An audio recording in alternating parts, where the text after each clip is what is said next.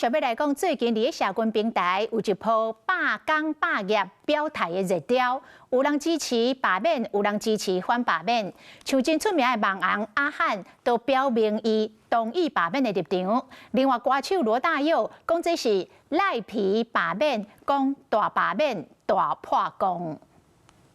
像最近在弄那个什么那个大罢免，我就觉得那个怪了啦，太怪了。负音乐教父之称的歌手罗大佑讲到政府现创作的感想，回公道转来，雄雄讲到政治的代志。这个不是这个叫赖罢免，这个是赖皮罢免，这个不对的，这个要大破功才行。主持人发觉无对当，赶紧甲提醒一下罗大佑，归去直接跳白讲家己反罢免的立场。毕竟投票得不够，除了歌手、基本界、企业界，嘛拢来发声。伫咧社群平台360项拢来讲心内话，包括就名 YouTuber 阿汉，嘛徛出来呼吁726爱出门投票，就含前总统马英九时期的官员嘛跳出来表态。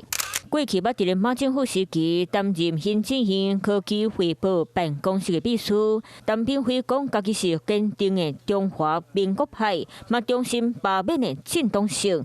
文章写出来，成正万人该起赞。不分阶级，甚至有一点蓝营色彩，不同的行业当中都出来表态的情况底下，确实让人家感受到有一种全民的风潮，想要来这个挺罢免。民进党过去在蔡英文时代，其实就有用百工百业，就是站出来类似这样的 口号，我觉得这一次跟百工百业是没有什么关系，但是跟我们每一个人都很有关系。伫咧罢免投票进前，国民党写英文投诉，日本媒体日经亚洲用台湾民粹主义扩散的风险为主题，分析大罢免对区域政治带来的影响，尤其内容佮经过，民进党若是成功透过罢免，甲国会多数又回来，恐惊进一步互内部民主的进行中消风气。 卖造成美国、日本等等民主的盟友和台湾会愈歹沟通。不要在台湾得不到民心、得不到民意，反而就到国际去取暖，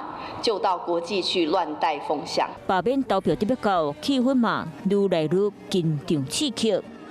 Hello， 我是蒋欣梅。想要抢先掌握最及时的新闻资讯吗？赶快订阅、按赞、开启小铃铛，锁定华视新闻 YouTube 频道。